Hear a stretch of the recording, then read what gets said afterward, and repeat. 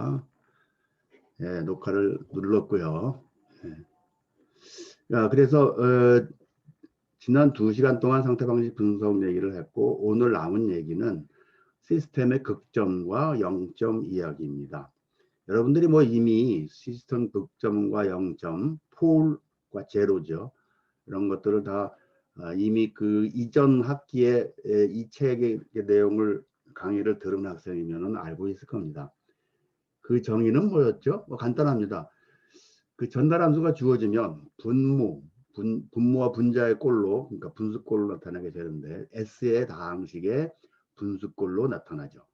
자, 그러면 분모를 이루는 그 다항식을 0으로 놓았을 때의 그 근을 구하면 그게 바로 극점이고, 그 다음에 분자의 다항식을 0으로 놨을 때 그 근을 구하면 제로, 우리말로 0점입니다. 그러니까 이제 여기에 제가 전달함수를 써놨는데, 전달함수가 일반적으로는 뭐 AS분의 BS 이렇게 많이 표현을 했는데, 이거는 이 모든 그 분자와 분모의 다항식을 인수분해를 했다, 이렇게 생각을 하고 정리를 해놓은 겁니다. 그러면 인수분해가 다 일차항으로 되려면 어떻게 되죠? 이 PI나 GI가 복소수일 수도 있습니다. 이 전체 전달함수의 개수는 실수이지만 이게 2차항까지 허용을 하면 모두 실수로 표현할 수가 있죠, 개수를. 그런데 이렇게 전부 1차항으로 하려면 어쩔 수 없이 복소수 영역까지 확장을 해야만 표현할 수 있죠. 어쨌든 간에 이렇게 K 곱하기 S-PI 모두 곱한 거 분의 S-GI 모두 곱한 거로 표현을 했을 때, 이런 꼴로 정리가 됐을 때 밑에 분자의 근에 해당하는 거 PI죠. PI들을 극점이라고 했고 폴입니다. 그런데 이 극점이라는 거는 어떻게 보면 우리 그 시스템 입장에서 수학에서는 이런 얘기를 안 하겠죠. 우리 시스템적인 입장에서 보면 이거를 고유 주파수 또는 고유 모드라고도 표현을 합니다.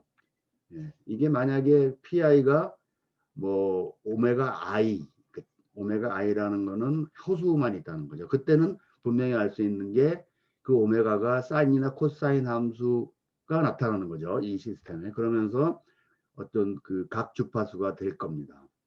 자, 그 각속도가 될 텐데, 어쨌든 이것이 그 PI 이 극점의 성질이 뭐냐 하면, 만약에 그 전달함수의 S 대신에 그 극점을 대입을 하면 당연히 분모가 0이 되니까 무한대 값을 가지게 되겠죠. 그 다음에 이 극점이라는 것은 입력이 없더라도, 이 GS라는 거는 사실 입력분의 출력 이렇게 B를 구한 거 아니겠어요? 근데 어쨌든 UT가 없더라도, 그러니까 영어로는 그 unforced 조건, 그 없더라도 초기 조건에 의해서 이 PIT, exponential PIT의 형태의 이런 지수함수들이 나타난다는 거죠. 이건 뭐 여러분들이 미분 방정식을 알기 때문에 이러한 것이 나타난다는 거는 여러분들이 잘 알 겁니다. 예. 그게 나타나고, 그 다음에 시스템 행렬. 우리가 여기 시스템 행렬이라는 것은 전달함수만 배웠을 때는 나타나지 않았죠. 그런 얘기를 안 했는데, 우리가 상태 방정식을 배우면서 이러한 그 GS라는 전달함수가 주어지면 시스템 행렬 A를 구할 수가 있죠. A, B, C, D를. 그런데 이 극점이라는 건 오로지 시스템 행렬 A에 대해서만 관여를 합니다. 그렇죠? A, B, C, D 이렇게 대개 행렬들이 있음에도 불구하고 A의 고유값이에요.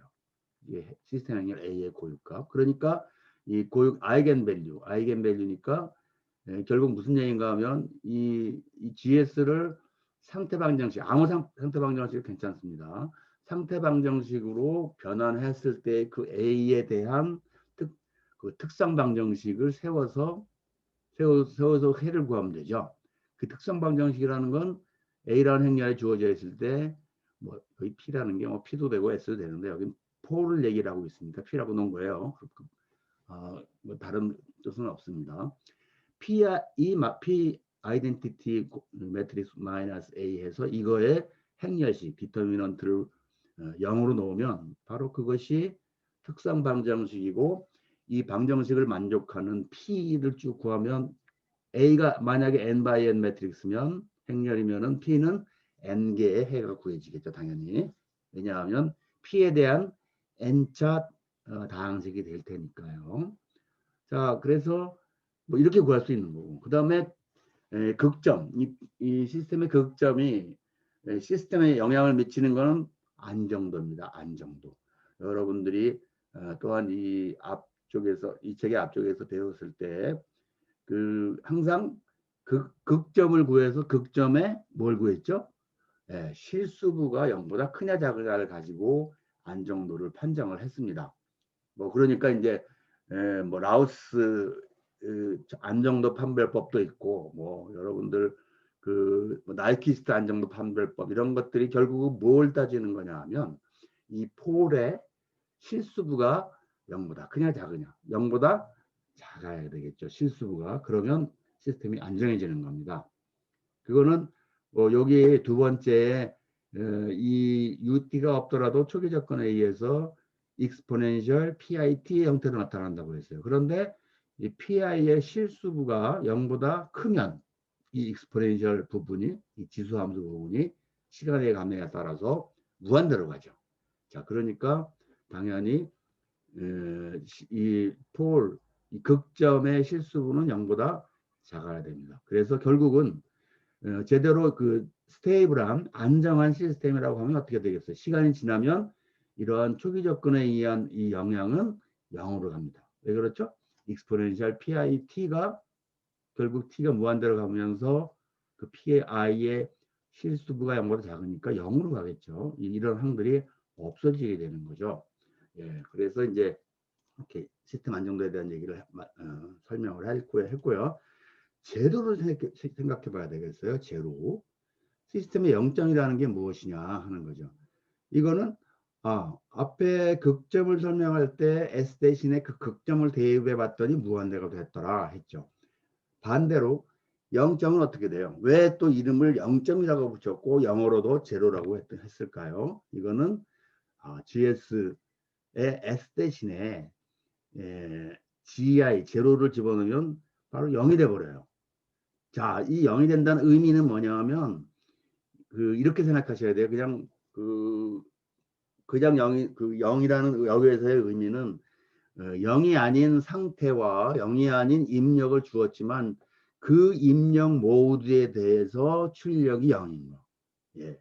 그러니까 입력 성분에 G의 성분도 있고 제로의 성분도 있고 제로의 성분이라는 거는 역시 앞에서 우리가 극점 얘기할 때 PI가 어떤 고유 주파수 이렇게 얘기를 했죠. 그것처럼 GI도 주파수예요. 결국은 따지고 보면. 그러니까 GI가 만약에 EI라는 거를 집어넣었다고 생각해요. EI라는 값을 가졌다고 하면 그거는 사인 ET나 코사인 ET의 신호의 성격을 갖고 있는 거예요.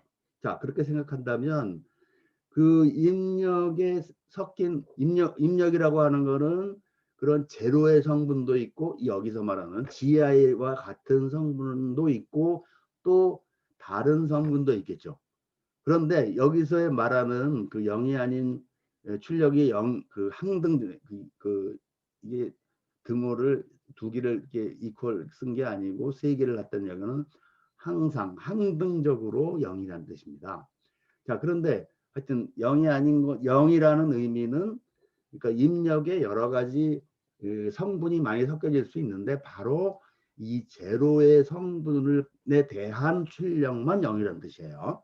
무슨 말씀인지 아시겠죠? 그러니까 입력도 한 가지 성분이 아니고 여러 가지가 섞여 있을 수 있다는 거예요. 그런데 오로지 그 제로와 같은 성분을 가진 거에 대한 출력만 제로다. 이런 뜻입니다. 말이 좀 어려웠나요? 하여튼 잘 이해해 보시고 음미해 보시고.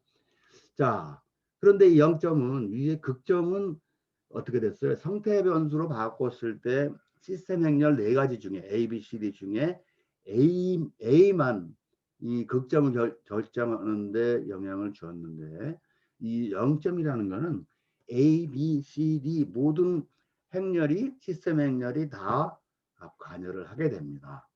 그 다음에 또 한 가지 특성은 시스템의 과도응답에 영향을 준다. 그러니까 0점을 잘 잡으면 과도응답을 빨리 없애버릴 수 있다는 것을 사실은 이 책의 앞에서 설명을 한 적이 있습니다. 자, 이러한 성질을 갖고 있어요. 그러면 이제 시스템의 0점 구하는 걸 어떻게 하겠느냐. 여기서의 시스템 0점 구하는 문제는 우리가 그 전달함수가 주어지면 굉장히 명확해요. 분자 다항식과 분모 다항식을 0으로 하는 것들을 각각 0점과 극점으로 생각을 했는데, 그러면 상태 방정식으로 만들어진 표현된 시스템에서는 우리가 어떻게 0점, 이런 경우에도 상태 방정식이 주어진 경우에도 극점은 명확합니다. 아까 뭐라고 했죠? A 행렬의 고유값. 이걸 구하면 극점이에요. 그러니까 굉장히 명확한 건데, 이 0점은 한번 생각을 해봐야 돼요. 자, 그래서 그걸 생각하기 위해서 요건 이제 시간 영역에서 상태 방정식을 놓고 봤을 때 어떻게 0점을 우리가 구하겠냐를 고민을 한 거죠. 누군가가 이거에 대한 연구를 해서 밝혀놓은 것을 우리가 배우는 중이니까. 자, 그러면 이렇게 가정을 해봅시다. 위에서 제로는 어떤 거였냐면 두 번째, 0이 아닌 상태와 입력을 갖지만 출력은 항상 제로인 모드다. 이 모드란 뜻은 여기서 그 옆에 아까 극점에서의 모드란 것과 같은 의미입니다. 자, 그러면 이 말 그대로 한번 생각을 해보면 이런 거예요. 예를 들어서 입력이 아까도 말씀을 드렸지만 여러 가지 모드가 섞여 있을 수 있지만 여기서는 오로지 우리 시스템 0점에 대한 모드만을 생각해야 되겠죠. 지금은 이거에 대해서는 항상 출력이 제로라는 겁니다. 자, 그러면 이렇게 가정을 하죠. 입력을 U0, 이건 상수죠. U0 곱하기 exponential GIT, 이러한 신호를 집어넣었어요. 시스템에. 그러면 일단 상태 방정식이니까 모든 상태들도 이거에 반응을 하겠죠. 그렇게 돼서 보면 이 상태 변수들도 역시 X0, 이것도 상수 벡터입니다. T가 제로일 때 X0라고 하는 거죠. 그러면 이것도 역시 exponential GIT라는 걸로 반응을 그 응답이 그렇게 나타난다는 겁니다. 자, 이게 선형 시스템이라서 그래요. 선형 시스템이기 때문에 어떠한 그 지수함수의 이 계수 GI 같은 거 이것이 그대로 전달이 돼요. 그 모양은 그대로 나옵니다. 일종의 행렬에서의 고유 벡터처럼 이렇게 이거는 그대로 나오는데 그 계수만 바뀌겠죠. 자, 그런데 UT가 이렇게 되면 XT가 이렇게 되는데 어쨌든 이때 이게 제로기 때문에 이 모드가 GI가 제로기 때문에 Y 출력은 항등적으로 제로다. 이게 바로 위에 설명하는 거를 수식으로 표현한 건데요. 이거를 이제 놓고 풀어보는 거예요. 자, 그러면 요거는 지금 그러면 왜 그 exponential GIT 입력에 대해서 X라는 상태 변수가 뭐 exponential GIT라는 신호가 나오는 건 알겠는데 이 앞에 계수가 어떻게 초기치가 되느냐 이걸 설명해 놓은 겁니다. 그 이상하지 않습니까? 네. XT equal X T가 제로일 때 상태고 거기다가 exponential GIT를 곱한 거예요. 이건 읽어보시고 자 그러면 우리가 가정한 거 이게 정이죠. 정이라고 볼 수 있죠. 그러니까 이것을 가지고 이 상태 변수를 한번 풀어보는 거예요. 자 그러면 어디서 출발하냐 하면 x은 뭐죠? x은 ax 플러스 bu 이 우변에 있는 거 이렇게 됩니다. 그런데 x은 우리가 여기서 뭐라고 그랬어요? x0 곱하기 exponential GIT니까 이거 여기서 xt를 t에 대해서 한번 미분하면 이렇게 되겠습니다. gi 곱하기 x0 exponential GIT. 그죠? 이게 지수함수이기 때문에. 자, 그러면 우리가 뭘 얻을 수 있냐면 GIX0 곱하기 exponential GIT는 이쪽. 그러니까 XT 대신에 위에서 정의한 가정 부분에 있는 x 대신에 x0 exponential GIT. 그 다음에 BU에서 U는 U0 exponential GIT라고 우리가 가정을 했잖아요. 자, 그러니까 지금 요 두 개 항으로부터 우리는 뭐를 알 수 있냐면 여기서 exponential은 다 지워지죠. 다 지워지고 뭐만 남냐면 GIX0 equal AX0 플러스 BU0 이렇게 나와요. 그런데 GI는 어떻게 돼요? GIX0하고 AX0, X0에 대해서 묶을 수가 있잖아요. 자, 그런데 이쪽으로 AX0 이쪽 항을 왼쪽으로 이항을 하면 마이너스 AX0가 될 것이고, 그러면 요거를 X0에 대해서 묶는다고 하면 어쩔 수 없이 GI가 상수로 나오는 것이 아니고 익스포넨셜 그 아이덴티티 뭐죠? 그 단위 행렬로 놔야겠죠. 자, 그래서 형태가 GI 곱하기 아이덴티티 행렬 마이너스 A 이렇게 되죠. 그 다음에 X0 사실은 이게 이제 약분이 돼야 되는 거예요. 익스포넨셜 GIT는 0보다 크죠 항상. 그러니까 서로 약분을 할 수 있습니다.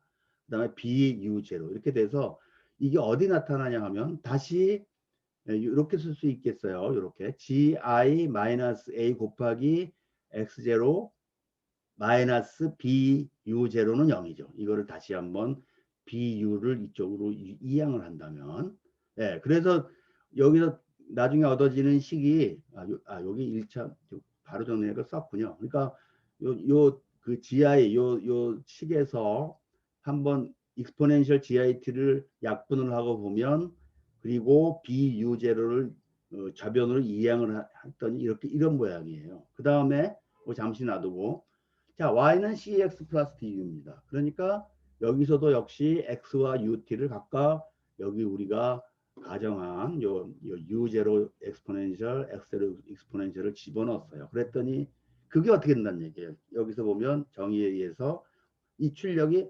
항등적으로 0이 돼야 된다는 뜻입니다. 자, 그러면 여기서 다시 그러니까 정리를 하면 여기서도 역시 exponential GIT 요거는 항은 없어지고요. 약분이 되고 CX0 플러스 DU0가 됩니다. 그게 0이지요. 더해서. 자, 그러면 이 두 개의 식이 이렇게 정리가 되고 가만히 보니까 둘 다 X0, U0로 나타날 수가 있어서 X0, U0를 이렇게 벡터 형식으로 만들었어요. 이렇게 확장해서 만든 거죠. X0에 U0를 더 첨가를 해서 만든 겁니다. 이렇게 놓고 보면 이건 뭐 단순한 그 대수방정식 형태잖아요. 그러니까 GI 마이너스 A 곱하기 X로니까 여기 항이 이렇게 되고 그다음에 마이너스 B U0니까 여기다 마이너스 B를 쓰면 되고 두 번째 식은 CD를 각각 곱한 거니까 CD 이렇게 해서 계산해 보면 결국 요 식 두 개는 이렇게 그 행렬과 베타식으로 표현하면 하나의 식으로 정리가 되겠습니다. 자, 그러면 여기서 이 식에서 요 마지막 요 식에서 모든 x0, u0, 0이 아닌 0이어도 되지만 일반적으로 0이 아닌 x0, u0에 대해서 이 식이 성립하려면 어떻게 되겠어요? 어떻게 해야 됩니까? 요 앞에 있는 행렬이 싱귤러 해야 돼요. 넌 싱귤러가 아니고 넌 싱귤러라면 요게 요 앞에 있는 행렬이 지금 잘 따져보시면 이게 그 정방 행렬입니다. 몇 차? n 플러스 1 곱하기 n 플러스 1차. 그쵸? 그러니까 요게 A라는 행렬이 n by n이었잖아요. 그런데 B는 n by 1이었어요. 그러니까 이쪽 열의 수는 n 플러스 1이고 그 다음에 C 행렬은 1 by n 행렬이었죠. 그러니까 이쪽 열의 수도 n 플러스 1. 그래서 이 전체 행렬은 n 플러스 1 곱하기 n 플러스 1 차의 행렬이 됩니다. 자, 정방 행렬인데 그러니까 만약에 이 x0, u0라는 이 확장된 벡터가 어떤 값을 가지던 0이든 0이 아니든 이것이 어떤 의미 있는 트리비얼한 값이 아니고 트리비얼한 값이라는 거는 이게 어떤 행렬 곱하기 벡터는 0일 때 이 벡터가 0이면 무조건 이 성립하죠. 그걸 트리비얼이라고 그럽니다. 그러니까 어쩌면 굉장히 단순한 해. 그런데 우리가 원하는 거는 이쪽 벡터가 0이 아닐 때에도 이게 성립했으면 좋겠다는 거니까, 그러려면 이 앞에 있는 행렬이 싱귤라 하면 됩니다. 특이 행렬이면 된다는 얘기예요. 그러면 무슨 얘기죠? 디터미넌트가 제로야를 이거를 만족해야 돼요. 그러니까 자, 넌 싱귤라면 그 행렬식 디터미넌트가 0이 아니어야 되는 거고, 지금 그거에 반대 싱귤라기 때문에 이 행렬의 행렬식 디터미넌트는 0을 만족해야 됩니다. 자, 그 점을 잘 주의하세요. 자, 이걸 그림으로 표현한 것 뿐이고요.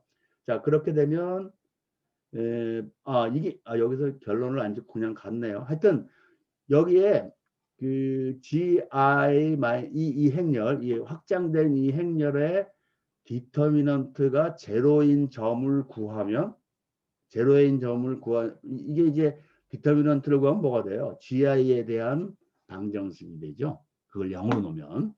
자, 예제를 한번 보죠. 우리가 늘 앞에서 들었던 예제입니다. 2차 시스템인데, 자, A 행렬은 이렇게 생겼고 B는 10, 요거 C는 12 이렇게 돼 있는, 이거 이렇게 딱 보기에 제어 표준형입니다. 그죠? 제어 표준형이에요. 왜?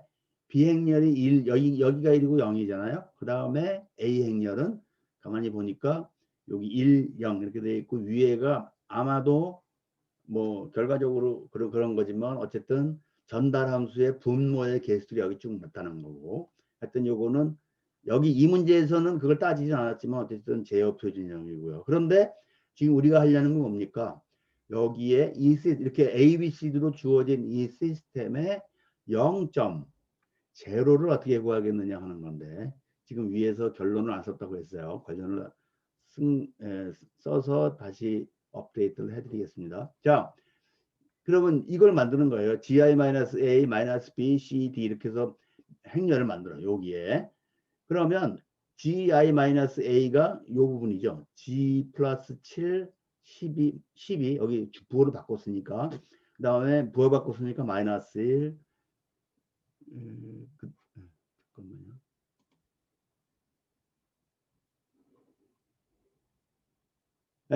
질문을 여기 보이시나요? A, B, C가 모두 표준형이라도 똑같이 하면 되나? 똑같이 하면 됩니다. 이거는 어떤 특별한 표준형을 가져야 되는 것은 아니에요. 이 제로를 구하는데 A, B, C를 썼다는 것은 위에 어떤 A, B, C에 대한 제한 조건을 준 건 아무것도 없어요. 무조건 전달함수가 주어지면 아무 상태 방정식이나 세웠을 때 그 A, B, C, D입니다. 그런데 이 예제에서는 하다 보니까 앞에 제어 표준형으로 나타난 걸 썼을 뿐이에요. 그러니까 어떠한 상태 방정식도 됩니다. 자, 어쨌든 그러면 GI-A 부분이 여기 2x2 부분이고, 그 다음에 B가 10이니까 10인데 마이너스 B를 쓰기도 했잖아요. 그러니까 마이너스 1, 0 이렇게 썼고요. 그 다음에 C는 여기 1, 2 여기 있네요. 그죠? D는 0이고요. 이거에 대한 디터미넌트를 구해요. 저기 행렬식 구하는데, 빨갛게 해놓은 건 별 의미는 아니고요. 왜 우리가 행렬식 구할 때 3x3면은 그 여기 있는 거 여기 구할 때 이렇게 구하면 된다는 거죠. 마이너스 1 여기가 둘이 0이기 때문에 딱 항이 하나밖에 안 나옵니다. 그건 뭐 이게 행렬식을 찾아보면 나오니까 뭐 여기서는 깊게 설명 안 하겠어요. 그러니까 마이너스 1에 곱하기 요 밑에 있는 2x2 요 행렬에 다시 디터미넌트를 구하는 거죠. 자, 그러면 마이너스 1, G, 1, 2의 디터미넌트 요거니까 마이너스 1 곱하기 2 마이너스 G 이렇게 되니까 요 식이 되죠. 결국은 2 플러스 G는 0 이렇게 됩니다. 결국 굉장히 3x3인데 식은 1차식으로 나왔어요. 결과는 어쨌든. 자, 이렇게 되면 G가 얼마예요? 마이너스 2죠. 우리가 좀 알고 있는 내용이죠. 그러면 왜 여기 제어 표준형을 썼을까? 요걸 금방 알아보기 위해서 이걸 그냥 썼을 뿐이에요. 우리가 그 제어 표준형에서는 바로 이 C에 들어가는 이 항이 뭐였어요? 요게 그 분자에 있는 개수들이었잖아요. 가만히 보면 이 원래 이 시스템의 전달 함수는 분자가, 분모는 뭐 이렇게 계산해 봐야 되겠고, 분자는 S 플러스 2라는 걸 알고 있잖아요, 우리가. 그래서 그렇게 예를 든 겁니다. 자, 다시 말해서 요 제어 표준형을 보고만 있어도 이 시스템의 전달 함수가 떠오르고, 그렇다면 그 전달 함수의 제로는 S는 마이너스 2이지요. 자, 이 결과가 나오는 게 똑같이 이렇게 풀면 S는 마이너스 2라는 게 나옵니다. 자, 이해하셨죠? 그러니까 우리가 이 상태 방정식에서의 극점은 뻔하고, 왜? A 행렬의 그 아이겐 그 고유값을 구하는 것이니까 또 뻔하고, 그런데 0점은 우리가 다시 한번 이 형태 방정식을 놓고 음미를 해봐야 됐어요. 다시 한번 정의를 한 거죠. 자, 그래서 이렇게 우리가 구할 수 있다 하는 겁니다. 자, 이상으로부터 그 A, B, C, D로 그런 상태 방정식으로 기술이 되는 시스템의 전달 함수는 이렇게 쓸 수 있겠죠. 밑에 분모는 네, A의 고유값을 구하는 그걸 구하면 되니까 고유값을 나타내는 그러니까 특성, 여기서 특성 다항식이죠. 이퀄 0으로 놓으면 특성 방정식이고, 그냥 이렇게 쓰면 특성 다항식이라고 합니다. 자, 어쨌든 Si-A의 디터미넌트. 그 다음에 제로는 지금 방금 구한 대로 위에서는 G라고 했지만 여기서는 살짝 S라고 놔뒀죠. 왜? 여기가 S니까. 이 변수는 뭐 아무래도 상관없잖아요. 자, 그래서 이렇게 구하면 둘 다 디터미넌트분의 디터미넌트 이렇게 구하면 전달함수가 구해진다. 자, 그러면 왜 이런 방식을 왜 쓸까요? 우리 사람들, 그러니까 우리가 직접 손으로 풀 때는 이게 훨씬 더 복잡하게 보이죠. 그렇지만 컴퓨터가 풀 때는 이렇게 행렬식으로 주어지거나 이런 게 훨씬 우리가 그 프로그램을 짜기가 편합니다. 그렇죠? 그러니까 이제 이런 방식도 계산상에서는 굉장히 큰 강점을 가지는 거예요. 자, 여기까지 알아봤습니다. 예, 그 다음에 한 가지 더 우리가 그 설명을 하고 갈 것이 있어요. 이 책에서는 자세하게 설명을 안 하고 있습니다. 이 부분에 대해서. 요것도 요 파일도 제가 PDF 만들어서 올려놨나? 잠깐만요. 볼게요. 올려놨나 보겠습니다. 우리의 그 저장소에 가서 보면 제가 올려놨는지 기억이 없어요. 올려놓지 않았군요. 지금 올려놔 드리겠습니다. 지금 이게 잠깐만요. 하여튼 끝나고 올려드릴게요. 자, 여기 요 상태 천이 행렬 이런 것이 있는데 이거를 이 책에 다루지 않아요. 물론 전혀 없는 건 아니고 어펜딕스 부록에 있습니다.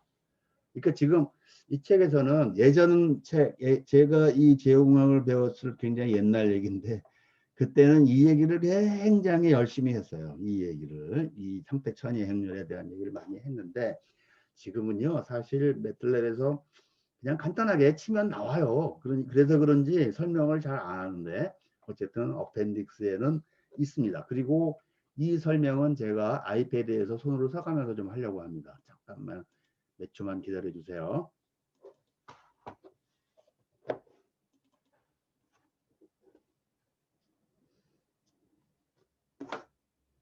잠깐만 기다려 주십시오.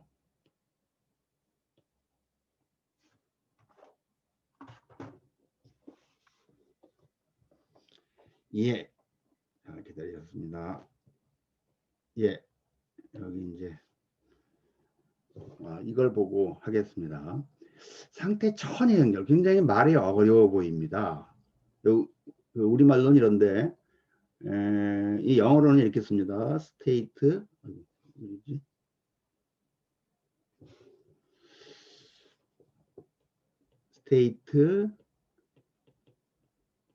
트랜지션 이렇게 얘기합니다.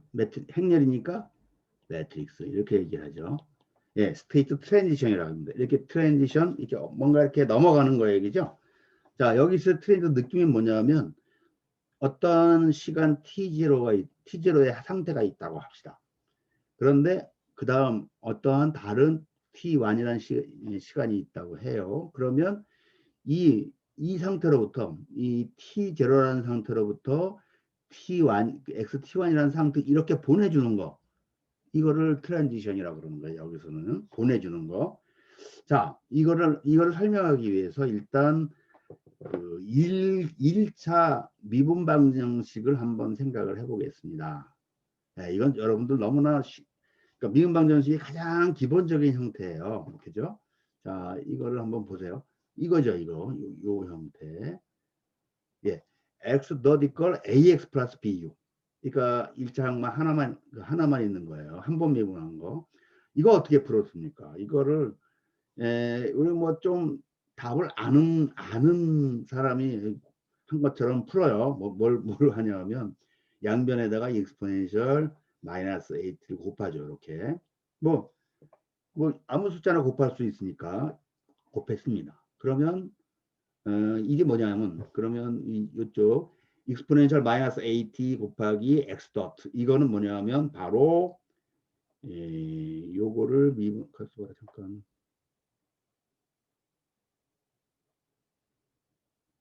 네, 이 두 개의 항을 여기 두 개의 항을 가만히 보면 바로 요거를 미분한 거라는 얘기예요. 자, 그러니까 뭐 역산을 한번 해볼까요?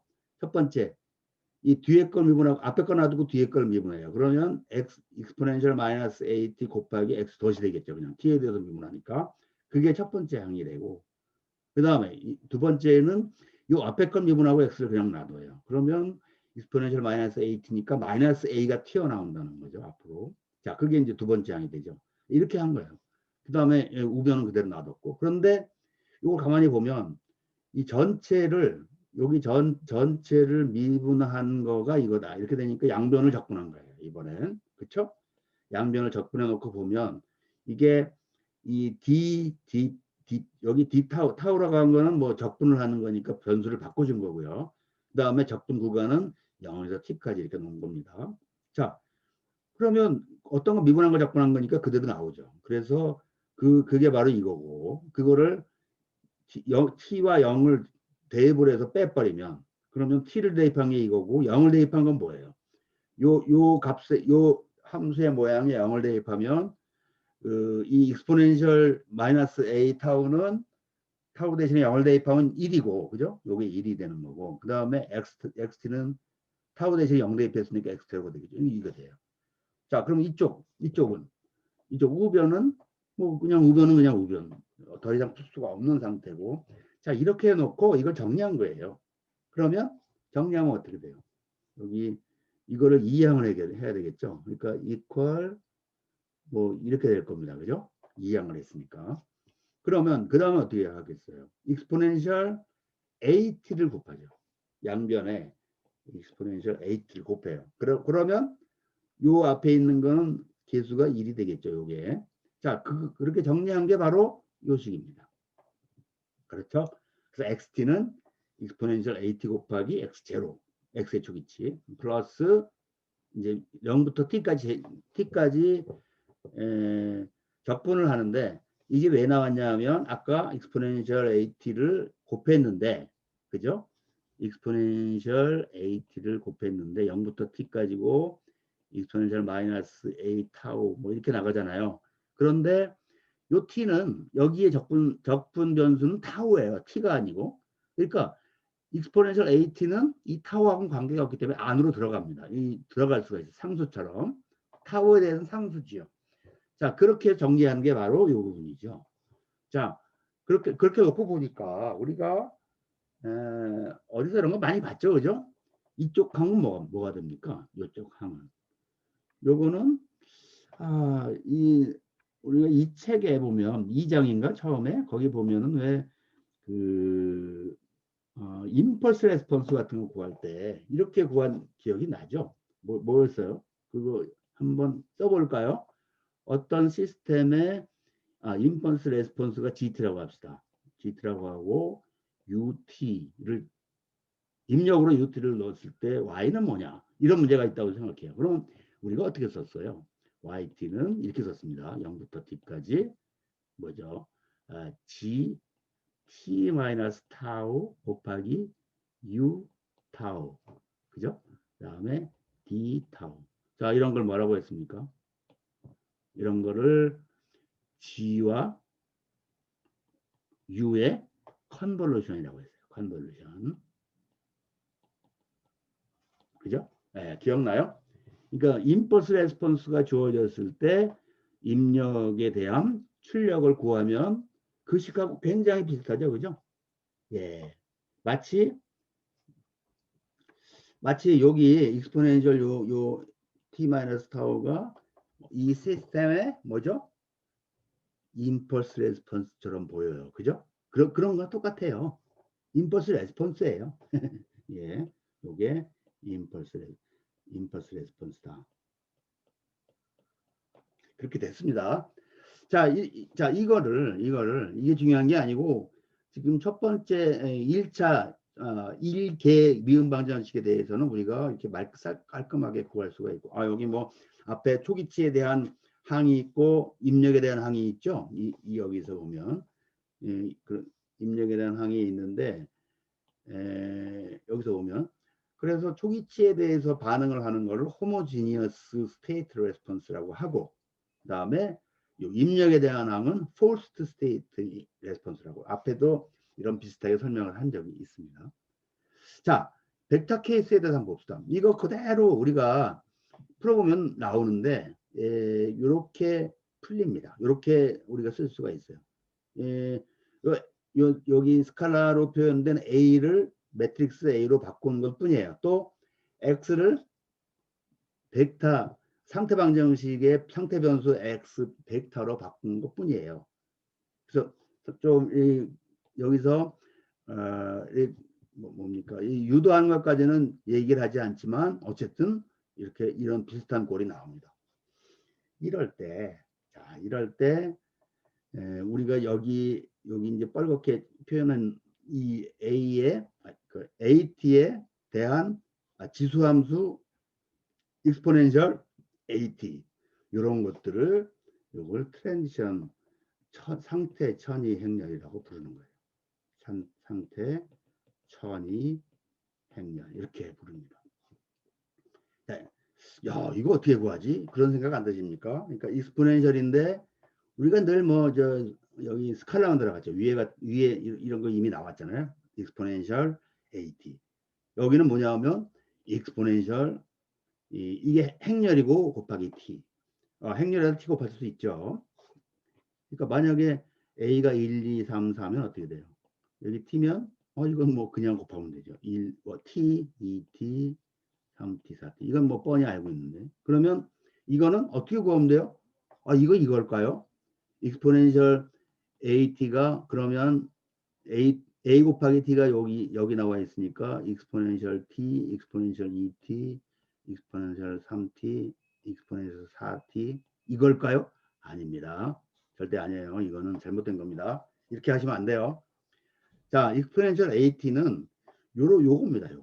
여기 첫 번째 우리가 가장 알기 쉬운 거는 테일러 급수. 우리가 스칼라식에 대한 테일러 급수는 어떻게 됐어요? 익스포넨셜 그냥 x라고 합시다. x 이게 뭐예요? 1 플러스 x 가장 간단한 테일러 곱수에서도 가장 간단한 거죠. 외우기가 쉬워요. 왜?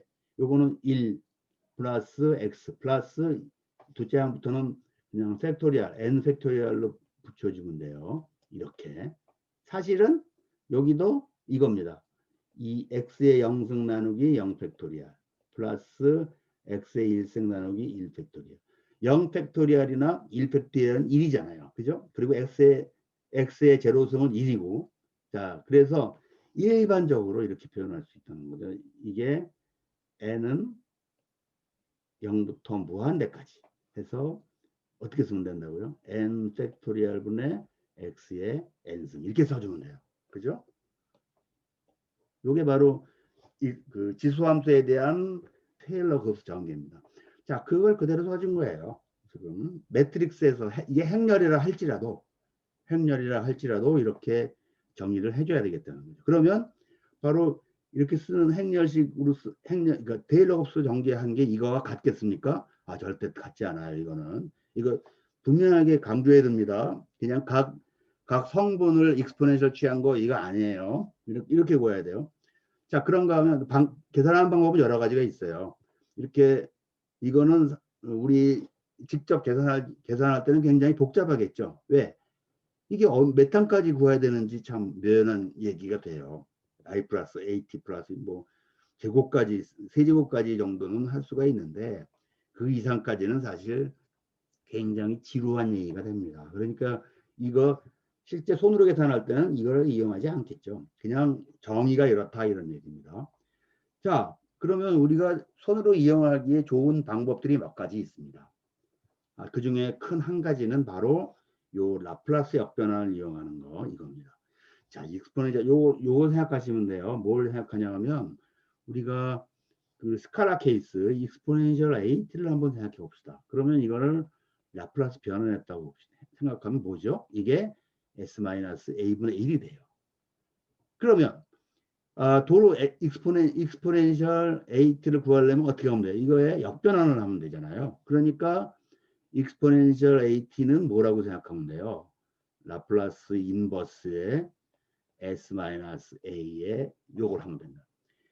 근데 스칼라 케이스에서는 그러니까 이게 익스포넨셜 AT가 요게 스칼라인 경우는 굳이 이렇게 할 필요는 없어요. 굳이 이렇게 할 필요는 없는데 이게 행렬일 때는 얘기가 달라져요. 예, 행렬일 때는 오히려 이렇게 풀어주는 것이 좋다는 얘기입니다.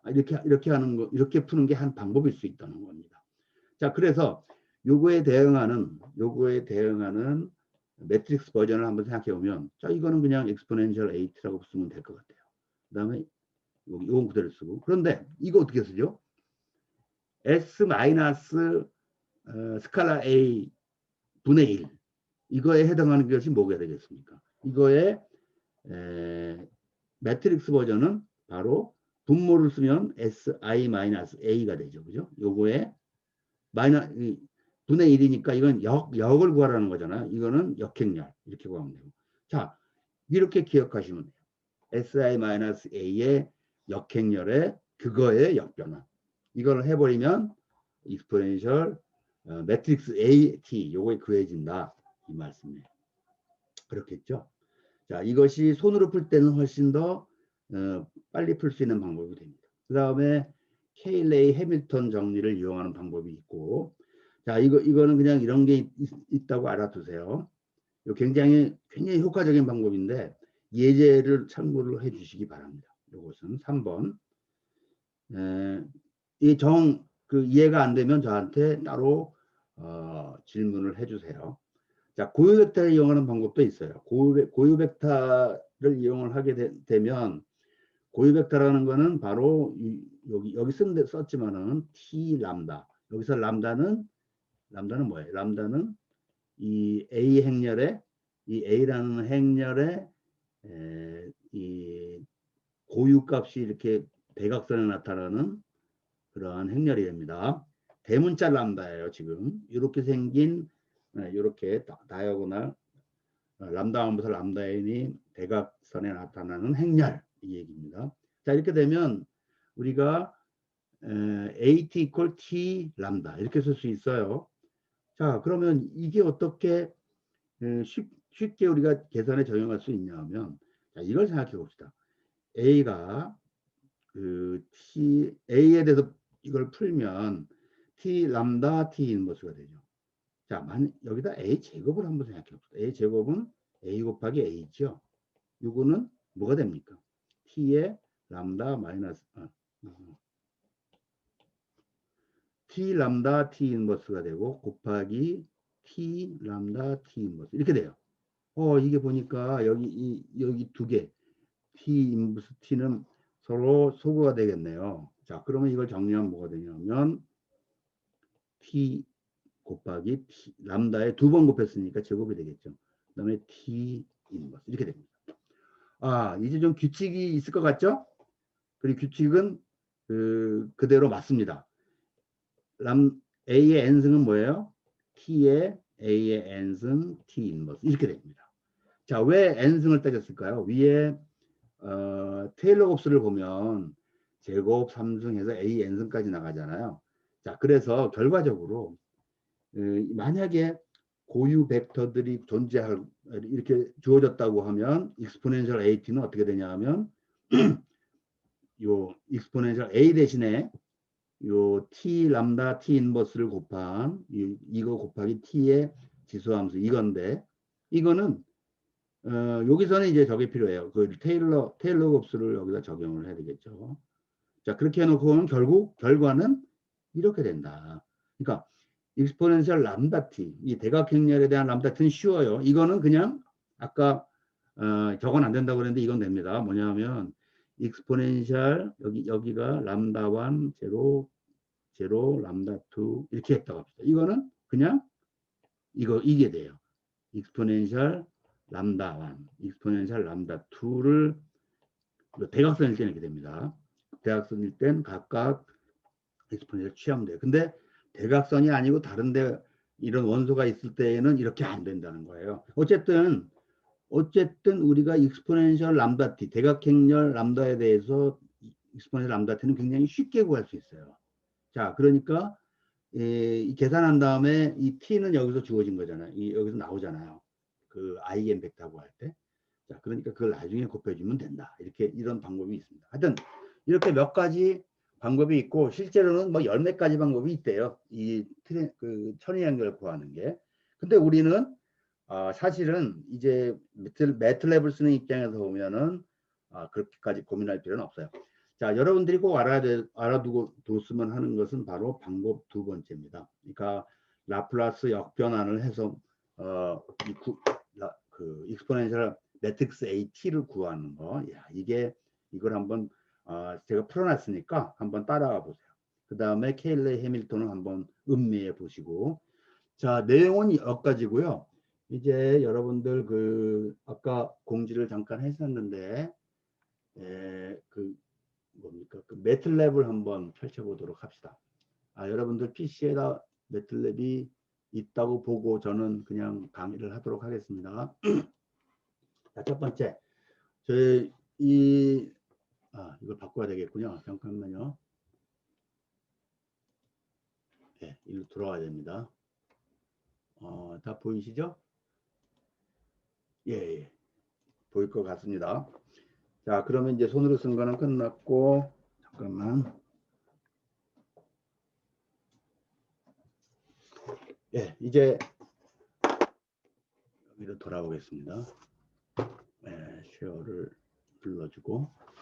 자, 여러분들, 제가 이 상대변수 분석을 3시간째 하는데, 하도 설명을 못한 건지 하여튼 하다 보니까 이 예제를 다루지를 못했어요. 미처. 매번 강의하기 전에는 이걸 하겠거니 하고 매틀랩 코드들을 다 배포를 했었는데, 자, 오늘은 하나하나 풀어보도록 하겠습니다. 지금 제가 나눠드린 그 예제들이 요거 EXset, 그러니까 example set이라고 제가 붙인 거예요. example set 넘버 1, 챕터 7에서 실장에서. 자, 이게 처음에 우리 상태관계식 세운 거 얘기입니다. 이 첫 번째 예제는 그때 풀어봤어야 되는데 못 풀어봐서 오늘 풀어보기로 합니다. 자, 그래서 이거 뭐냐면 순항제요. 그 앞에 2장에 나왔던 예제인데 뭐 단순해요.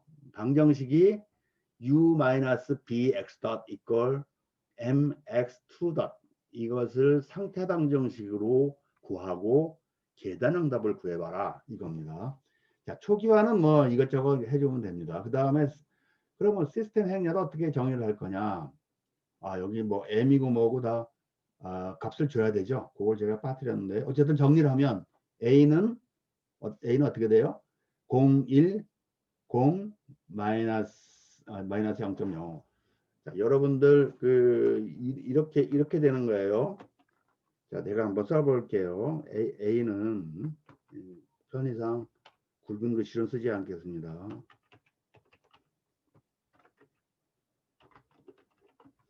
이게 이제 레이텍이라는 문법으로 쓰는 건데요. 자, 이렇게 써주면 매트릭스가 나타나요. 마이너스 0.05. 그 다음에 and B 매트릭스. 딕스 이렇게 해서 중괄호 닫고 여기에 달러를 딱 표현합니다. 아 이거 얘가 이걸 못 알아먹는구나. 딴 거하고 좀 달라서 이렇게 써야 돼요. 여기에 array 다음에 편의상 여기는 둘 다 오른쪽에 쓰는 걸로 하겠습니다. 이게 무슨 암호인가 싶으실 건데 궁금하신 분들은 찾아서 한번 공부를 하세요. 자 이렇게 행렬 모양이 나왔죠. 그런데 가로가 빠졌습니다. 이건 어떻게 하냐면 left 중괄호 이렇게 나왔죠. 다음에 right 중괄호 이렇게 하면 행렬이 나옵니다. 이렇게 생긴 행렬을 이렇게 입력을 합니다. 그러니까 지금 01 이거는 같은 열에 있는 거죠. 아까 같은 행에. 그다음 줄을 바꾸는 게 이게 세미콜론이에요. 이렇게. 그 다음 행을 0 마이너스 0.05 이렇게 입력한 거죠. 자, 비행렬은 어떻게 돼요? 비행렬은 이 열 벡터란 말이야. 0 그러니까 0하고 세미콜론을 찍고 0.001 이렇게 한 겁니다. C행렬은 행 벡터죠. 그러니까 그냥 0일만 써주면 되고 D는 0이죠. 자, 이렇게 해 놓으면 이미 저기 바꿨다고 생각을 한 거죠, 지금. 그 상태방정이 바꿨다고 생각을 한 겁니다. 자, 그리고 계산 행동은 어떻게 구해요? 이거는 요거 무슨 뜻입니까? 자, 여기서 그냥 이거 한번 해볼 수 있어요. T는 1에서 10이면 어떻게 나올까요? 1에서 10. 요게 하나의 이렇게 하면 표시해도 요거는 그 행 벡터가 됩니다. 쳐보면 이렇게 나와요. 1부터 10까지 아무것도 안 쓰면 그냥 1에서 10, 1 콜론 10 하면 1, 2, 3, 4, 5, 6, 7, 8, 90 이렇게 나와요. 그런데 T는 1에서 2까지만 합시다. 그런데 요 사이에 이런 걸 넣을 수 있어요. 0.05 이렇게. 그리고 콜론 하나 더 찍어줘요. 이건 뭘까요? 이건 스텝입니다. 그러니까 1부터 2까지인데 0.05씩 증가시켜 달라는 거예요. 이거 쳐보면 이렇게 많이 나오네. 그죠? 이게 좀 보기가 어렵죠. 이럴 땐 어떻게 하냐면 format short G 이렇게 쳐주고 다시 한번 해보겠습니다. 이전에 쳤던 거는 이 올라가는 화살표 있죠. 이거 하면 히스토리가 다 보여요. 그러니까 여러분들 여러 번 칠 필요가 없습니다. 이 화살표로 이게 올라가는 화살표 친 거고요. 이거 이미 앞에 내가 한번 쳤던 것들을 쭉 여기 기억시켜 놓은 겁니다. 여기는 뭐예요? 이 날짜가 2010년 10월 10일 지금 천 거를 얘기를 한 건데 그 이후에 한 거. 이 위에 거 뭐예요? 제가 제 나름대로 쳤던 거를 얘기를 남아 있는 겁니다. 자, 어쨌든 요거를 수행을 했죠. 실행을 하고 다시 한번 해보죠. 그러면 좀 보기가 좀 좋아졌나요? 1, 1.05, 1.1, 1.15 이런 식으로 증분 하나의 스텝을 가지고 나타나니까 이건 무슨 뜻인가 하면 무슨 뜻이죠? 0에서 100까지인데 뭐 가상적으로 여긴 초예요.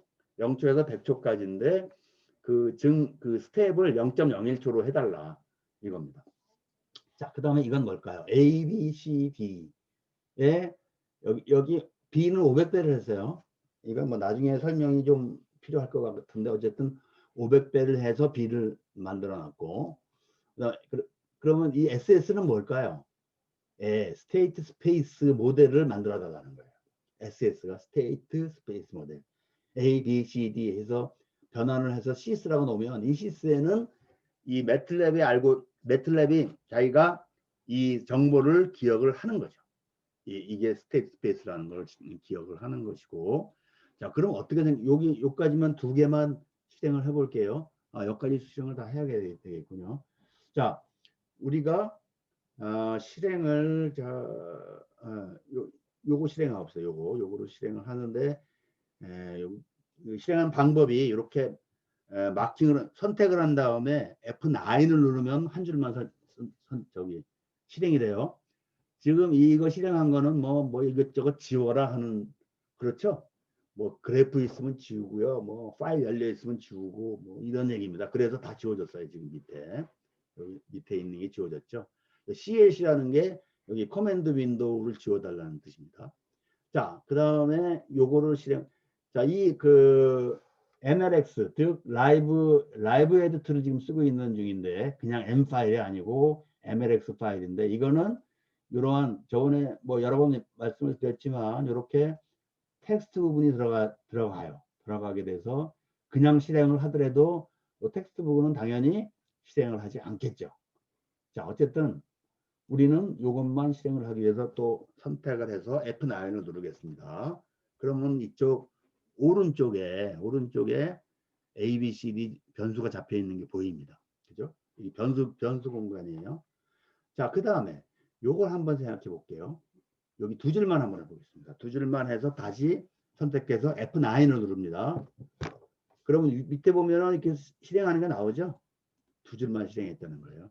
자, 그러면 T는 이런 벡터가 됩니다. 무려 길이가 어떻게 돼요? 10,000개. 그러겠죠? 0부터 100까지인데 0.01로 쭉 했으니까 당연히 굉장히 그렇게 길어질 거예요.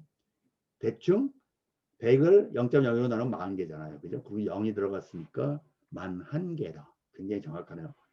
자, 근데 sys라는 변수에 ss, a, b, c, d 이렇게 해서 집어넣는데 도대체 sys는 어떻게 생길 걸까요? 볼까요? 여기 보면 돼요. 여기서 보면 이렇게 나타납니다. 이게 특별한 형식이에요.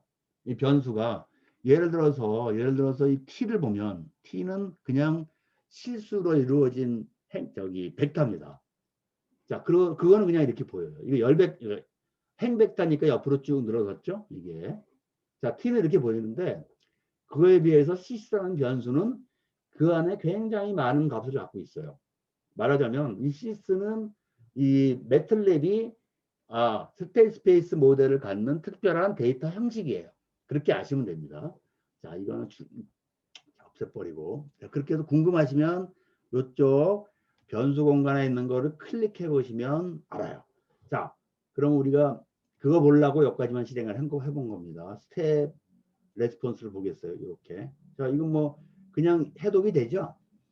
여기 위에서 만든 이 sys라는 결과는 이거 한번 찍어볼까요, 진짜? sys라는 거를 찍어보면 이렇게 나오네요.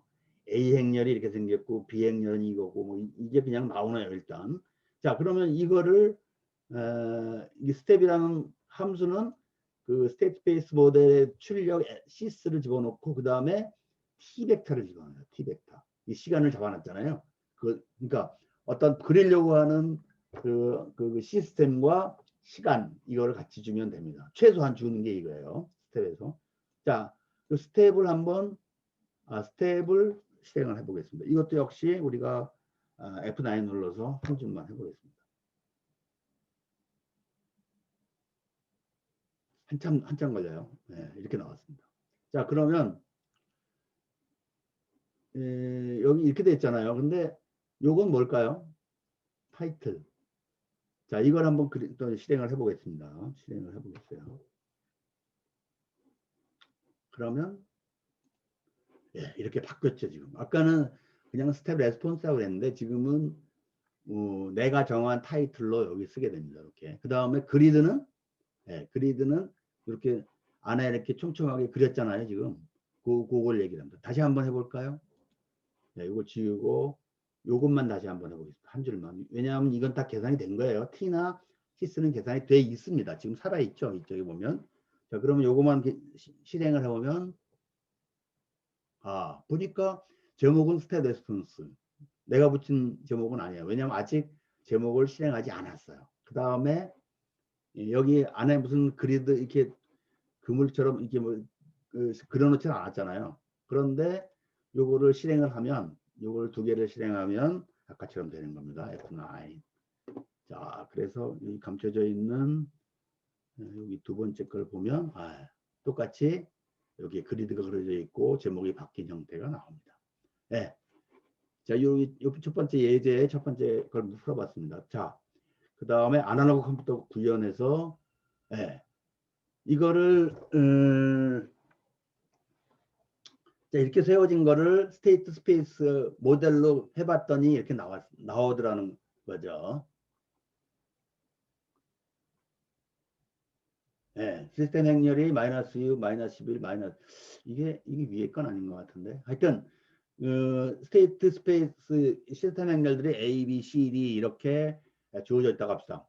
이게 지금 3x3예요. 그죠? 마이너스 6, 마이너스 11, 마이너스 6, 줄 바꿔서 100, 줄 바꿔서 010 이렇게 돼 있죠. 그다음에 600 아래로, 그다음에 C는 001, D.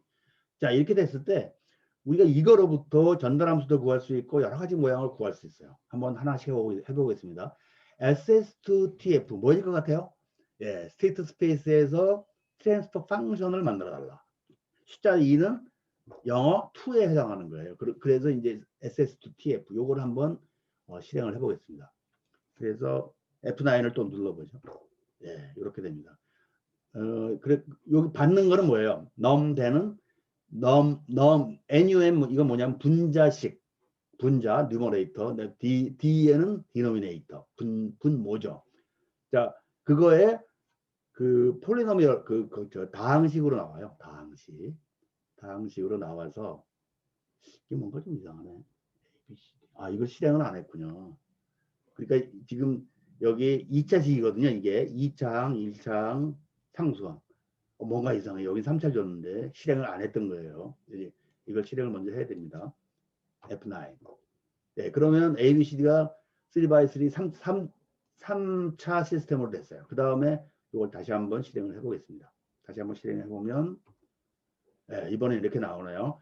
그 분모는 000S는 6은 뭐냐면 제일 위에 있는 차수가 S3승, 2승, 1승, 상수항 이렇게 됩니다. 이거는 밑에 것도 3차겠죠? 그러니까 이걸 풀어보면 뭐냐면 S3승 플러스 6S제곱 플러스 11S 플러스 6이 돼요. 분자는 6, 상수항만 있으니까 이렇게 됩니다. 자, 이거를 이렇게 한번 보죠. 이거 GPK는 GP는 뭐냐면 GPK 형식으로 해달라는 건데 GPK는 제로 폴 게인 형태로 표현해달라는 거예요. 바로 이겁니다. 이걸 먼저 해볼게요. 이렇게 표현해달라는 거예요. 그러니까 이거 풀어놓은 형식 말고 아까 그대로 풀어놓으면 어떻게 되죠? S3승 플러스 6S 플러스 11S 플러스 6 분의 6 이렇게 돼요. 그런데 이거를 인수분해를 해놓은 겁니다. 이렇게. 그게 바로 GPK 모델이에요. 왜? 이게 그 폴들, 그 다음에 여기는 제로는 없지만 제로들과 6이 뭐예요? 6이 개인, K에 대한 거죠. 그래서 그거를 GPK 이렇게 얘기합니다. 자, 위에 두 개는 GP에서부터 TF 구하는 거 뭐 이런 걸 얘기를 하는 건데 요거는 TF에서 GP 구하고 SS에서 GP 구하고 이렇게 되는 건데 GPK 모델로. 자, 요거는 그냥 건너뛰겠습니다. 자, 두 번째 예제를 한번 보죠. 네, 두 번째 그 예제 세트입니다. 지금 초기화에서는 자, 이게 요걸 실행을 하면 아까처럼 변수 뭐고 다 지워집니다. 여기 커맨드 윈도우 같은 것도. 그래서 여기를 지금은 여기 파란색으로 이렇게 돼 있죠. 이게 뭐죠? 아, 여기 이제 섹션 브레이크를 하는 거예요. 여기 섹션 브레이크라고 있죠. 섹션 브레이크를 해놓고 여기 커서가 여기 이 안에 있으면서 런 섹션을 하면 요 섹션만 실행이 되는 겁니다. 전체가 실행되는 거 아니에요. 전체 실행은 여기 런이고요. 런 섹션은 이렇게 파란 걸로 나눠져 있는 요 섹션만 실행해 달라는 겁니다. 그래서 이걸 한번 실행을 해보겠습니다. 그럼 뭘까요? 다 지워지고 말죠. 그것만 했으니까. 그 다음에 포맷은 short G. 그러니까 짧은 형식, 짧은 숏으로 하고 그러니까 실수 표현을. 그 다음에 G는 이제 그 좀 단순하게 보여지는 그런 형식입니다. 자, 그다음에 이런 전달 함수를 입력하는 방법이 뭐죠? 이렇게 여기 이제 섹션이 바뀌었어요 지금. 자, 그래서 분모의 그 개수만 써준 거죠. 1, 2 이렇게. 사실은 이렇게 써줘도 돼요. 0, 1, 2 이렇게. 왜? 밑에는 2차잖아요. 분모는 1, 7, 12 이렇게 2차인데 맞춰서 2차 써도 되고 지금처럼 그냥 1차항만 있는 거로 써도 무방합니다. 그러면 분모는 이렇게 되고 분자는 D는 이렇게 썼어요. 그 다음에 전달함수 구하는 건 G는 TF라고 써주면 돼요. TF의 인수는 뭐예요? 분자항의 개수와 분모의 개수들을 이렇게 벡터로 써주면 됩니다. 이거 벡터죠. 1, 2, 1, 7, 12. 이게 벡터입니다. 그렇게 써주면 돼요. 자, 요 섹션을 실행을 해보겠습니다. 예, 이렇게 나오죠. 예, 위에 있는 바로 이런 모양이 그대로 나오게 됩니다. 그렇게 해서 예, 이건 뭐냐면 여기 보시면 또 G도 어떠한 데이터 모양을 한번 보세요. 보시면 G라는 것도 우리가 D라는 걸 보면 어떻게 돼요? D는 그냥 벡터죠. D는 개수만 갖다 놓은 벡터. 1, 7, 12 이렇게. 그죠? 그런데 G는 이것도 아까 시스처럼 자기 나름대로 매틀랩 나름대로 가지고 있는 어떤 데이터 형식이에요. 이거는 트랜스퍼 펑션을 기술하는 데이터 형식입니다. 자, 그 다음에 여기도 섹션을 나눠놨는데 이번에는 상태 방정식으로 변환을 하겠습니다. 그러면 또 run 섹션 한번 해보죠. 예. 이렇게 하면 구해지는데 그냥 tf2ss예요. 그죠? 요거의 함수는 그러니까 전달 함수를 상태 변수로 바꿔달라는 뜻이에요. 그죠? 이렇게 되면 그냥 이렇게 요것만 실행을 해도 이 매틀랩은 제어 표준형으로 나오게 됩니다. 일단 디폴트가 그렇죠? 그러니까 여기 A 매트릭스는 위에 여기 분모의 개수들이 쭉 나왔고 그다음에 B 행렬은 1, 0 나왔어요. 그다음에 C의 행렬은 위에 분자의 개수들이 나왔죠. 그러니까 이걸 봤을 때 이거는 제어 표준형이다 이렇게 됩니다. 그래서 저는 변수를 A, B, C로 안 받고 AC, BC, DC, CC, DC 이렇게 받았어요. 여기 CCF의 약자로 C를 쓴 거죠. 자, 그 다음에 그 다음 섹션은 뭔가요? 예제 7.9에 해당하는 건데 제어 표준형에서 모두 표준형으로 바꿔주는 거. 자, 우리가 책에서 뭐라고 그러냐면 모두 표준형은 사실은 이 A 행렬, 여기서는 AC겠죠. A 행렬의 아이겐 베타를 구하는 문제가 돼요. 그렇죠? 그래서 사실은 이렇게 풀면 됩니다. AC 위에서 구한 AC 행렬, A 행렬의 아이겐, 이 IG가 뭐냐면 아이겐 밸류와 아이겐 벡터를 구하는 그러한 함수가 되는데 그 출력이 뭐가 되냐면 출력이 처음에 나오는 이게 벡터 형식을 박는데 앞에 나오는 그 출력이 이게 아이겐 벡터들을 모아놓은 놈이 되고요. 그 다음에 나는 AM이라고 썼는데 어쨌든 EIG 출력의 두 번째 출력은 뭐냐면 그 아이겐 밸류를 그 대각행렬로 만들어 놓은 거 이게 나옵니다. 자, 그냥 한번 해볼까요? EIG AC 이렇게 그냥 쳐보겠습니다. 여기는 이렇게만 나오네. 여기 아이겐 밸류만 나오네요. 이렇게 쳐서는. 자, 그러지 않고 요거를 실행을 해봅시다. 자, 여러분들 여기 세미콜론 있는 거와 없는 거 차이를 아시죠? 세미콜론이 있으면 이거 실행할 때 출력이 안 나와요. 이렇게 이쪽에다 인쇄하지 않습니다. 그런데 여기 세미콜론이 없이 요거만 실행을 하면 인쇄 결과가 나와요. 예, 무슨 말인지 아시죠? 그러면 여기 세미콜론을 취하지 않고 F9을 눌러보겠습니다. 요까지만 실행을 하는 거니까 눌러보면 출력은 여기 나옵니다. 뭐죠? 여기는 T1이 이렇게 나왔고, 그 다음에 AM은, AM이 대각행렬의 그 아이겐밸류를 써준다고 했잖아요. 아이겐밸류란 게 아까 어떻게 됩니까? 요 분모를 제로로 놨을 때 아이겐밸류를 구하는 거죠. 그러니까 마이너스 3과 마이너스 4가 나오잖아요. 자, 그러니까 우리는 이 그 모드 표준형으로 갈 때는 바로 이게 A 행렬이 되는 거죠. 그 다음에 이거를 이렇게 바꿔준 아이겐 벡터를 모아놓은 이 행렬이 바로 T1이 돼요. 여기서는. 자, 이렇게 구할 수가 있습니다. 자, 그래서 이거를 다 한번 실행을 해볼게요. 이렇게. 여기 섹션이니까 이걸 막 선택할 필요 없이 런 섹션을 해보면 그러면 이렇게 됩니다. 여기 나오죠. 자, 그러니까 위에 A, B, C, D 행렬 여기 보이죠? 요 행렬을 모두 표준형에 바꿨더니 이렇게 나오는 거예요. 지금 그죠? 이 아이겐밸류 푸는 걸 이용해서 이렇게 할 수가 있습니다. 자, 그런데 우리 책에서는 어떻게 했냐면 요 BM 행렬이 이런 숫자가 나오는 게 아니고 1이 나오게 해달라. 이렇게 1이 나오는 걸로 풀었습니다. 그건 또 좀 손질이 필요합니다. 여기 있어요. 자, 추가 조건이 있는 경우 이 BM 여기 위에서 아이겐밸류만 이용하면 이게 BM이 자기 이 알고리즘에 의해서 그냥 이렇게 나와요. 11로 나오질 않고 책에서처럼. 그러면 11로 하기 위해서는 어떻게 해야 되느냐? 11로 하기 위해서는 요거를 다시 한번 트랜스폼하면 돼요. 자, 처음에 요 CCF에서 MCF, SCF 프라임이라고 합시다. 우리가 원하는 MCF가 아니고 MCF 프라임으로 왔죠. 그러면 이걸 뭐 다시 상태라는 건 여러 개 있을 수 있으니까 이거를 다시 어떤 트랜스폼에 의해서 변환에 의해서 이게 42분이 됐어요 지금. 요까지만 하고 오늘 수업은 마치겠습니다. 예, 그래서 BM을 11로 해주는 그러한 그 변환이 있다면 그거를 또 변환을 해주면 돼요. 그게 뭐냐면 그거를 제가 찾았는데 여기서 안 했나?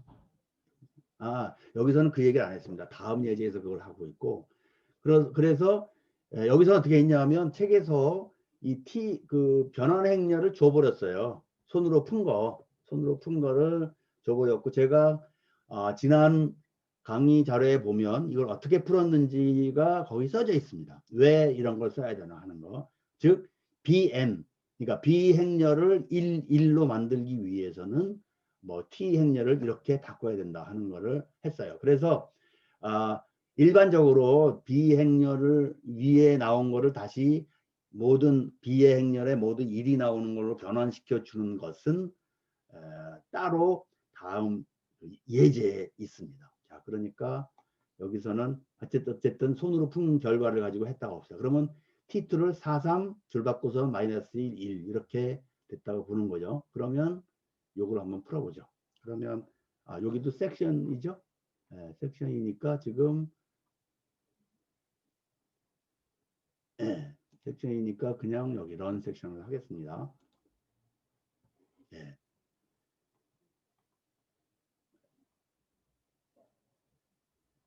여기서 잠깐만요. 결과가 왜 이렇게 나오냐? 여기 말고 잘못 선택을 했네요. 여기 그러니까 BM을 11로 했을 때 런 섹션을 해보면 이렇게 나오죠. A는 똑같고 B는 이렇게 되고 여기 C가 우리가 책에 있는 결과가 똑같이 된 겁니다. 자, 그거를 확인을 했습니다. 자, 오늘은 여기까지밖에 못 하겠네요. 여러분들 수고하셨고요. 오늘 녹화를 했는데 녹화한 걸 제가 갈무리를 해서 올려놓고 알려드리겠습니다. 수고하셨습니다. 교수님, 네. 혹시 질문이 있는데 저희가 이번 시험 범위가 네. 저번에 뭐 나이캐스트나 루트로커스 이런 것도 다 들어가는 건가요? 그거는 이렇게 했기 때문에 거기는 안 들어가죠. 그쵸. 하면. 네. 네. 그거는 이제 이미 끝난 건데 리뷰를 한 거잖아요. 네. 그러니까 그거는 안 들어갑니다. 네, 알겠습니다. 우리가 7장 이후부터 시험을 본다고 그렇게 되고 지금 시험을 볼지 그 보고서로 대처할지 한번 생각을 하고 있어요. 그러니까 여러분들 알려드릴게요. 그 다음에. 네, 감사합니다. 예, 예.